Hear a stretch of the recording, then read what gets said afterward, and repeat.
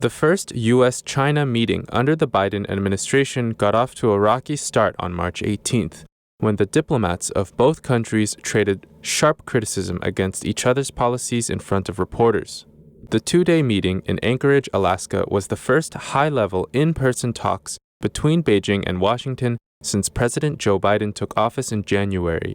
Heading the U.S. delegation were Secretary of State Antony Blinken and National Security Advisor Jake Sullivan, while the Chinese side was represented by Foreign Minister Wang Yi and Senior Foreign Policy Diplomat Yang Jiechi. We'll also discuss our deep concerns with actions by China, including in Xinjiang, Hong Kong, Taiwan, cyber attacks on the United States, economic coercion toward our allies. Each of these actions threaten the rules-based order that maintains global stability. That's why they're not merely internal matters and why we feel an obligation to raise these issues here today. Sullivan said, "A confident country is able to look hard at its own shortcomings and constantly seek to improve." Soon after, Yang, via an interpreter, said, "It was my bad. When I entered this room, I should have reminded the U.S. side of paying attention to its tone in our respective opening remarks, but I didn't." He accused the U.S. side of speaking in a condescending way. Yang then lashed out at the democracy of the United States, which he referred to as a struggling democracy. He also criticized the poor treatment of minorities in the United States and the U.S. foreign and trade policies. "We believe that it is important for the United States to change its own image and to stop advancing its own democracy in the rest of the world. Many people within the United States actually have little confidence in the democracy of the United States," he said. China will not accept unwarranted accusations from the U.S. side. Wang also blasted the United States slapping sanctions on Chinese officials over Beijing's rollback of democracy in Hong Kong a day before the talks, saying, "I don't think this is the way you should normally treat a guest." Blinken appeared to be annoyed by the tenor and length of the comments, which went on for more than 15 minutes. He said his impressions from speaking with world leaders and on his just concluded trip to Japan and South Korea were entirely different from the Chinese position. I'm hearing deep satisfaction that the United States is back, that we're re-engaged. I'm also hearing deep concern about some of the actions your government is taking.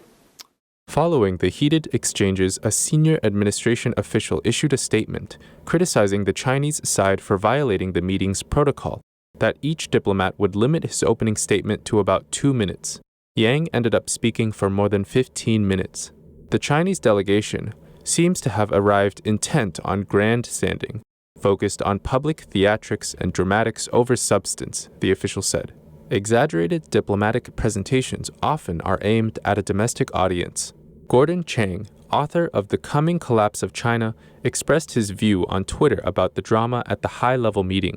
In the past, China's diplomats were cunning, pretending to be friendly and responsible. Now, however, they are arrogant beyond belief. Yang Jiechi in Alaska just dropped the mask to show Beijing's true ugly face, Chang wrote. In an email exchange with the Epoch Times, Chang wrote, "The regime is off the charts arrogant at the moment. Chinese leader Xi Jinping has been pushing the propaganda narrative that the East is rising and the West is declining." James J. Carafano, Vice President for Foreign and Defense Policy Studies at Washington-based think tank Heritage Foundation, told the Epoch Times that the CCP's aggressive display is typical of Beijing's wolf warrior diplomacy, which has gained steam over the past year. Carafano pointed out that the CCP has recently drawn a lot of global blowback over various actions, including its cover-up of the pandemic, crackdown in Hong Kong, as well as threats posed by Chinese technologies such as Huawei. Their response to that blowback is to try to bluster their way through it, Carafano said.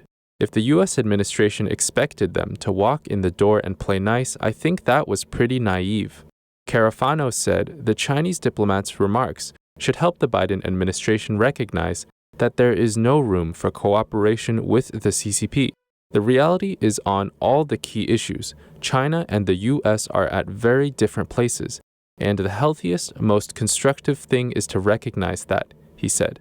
Similarly, Chang also criticized the Biden administration's expressed willingness to cooperate with China where possible, such as on climate change and nuclear non-proliferation. Unfortunately, Biden has yet to realize that Communist China and the democratic United States cannot coexist over the long term, Chang said. Republican Senator Rick Scott from Florida told the Epoch Times that he was not surprised that the meeting didn't go well. Communist China is our enemy, plain and simple, and cannot be trusted. The Biden administration cannot appease General Secretary Xi. They must stay strong and be clear that the United States will not waver in its commitment to human rights and the protection of our national security, he said. We would like to recommend the UMaker platform to everyone. It has earned our trust and respect as it provides a safe, convenient platform and a fair opportunity for us to report unbiased news. Our videos are available on UMaker, and we invite you to watch our channel China Insider. The link is provided below.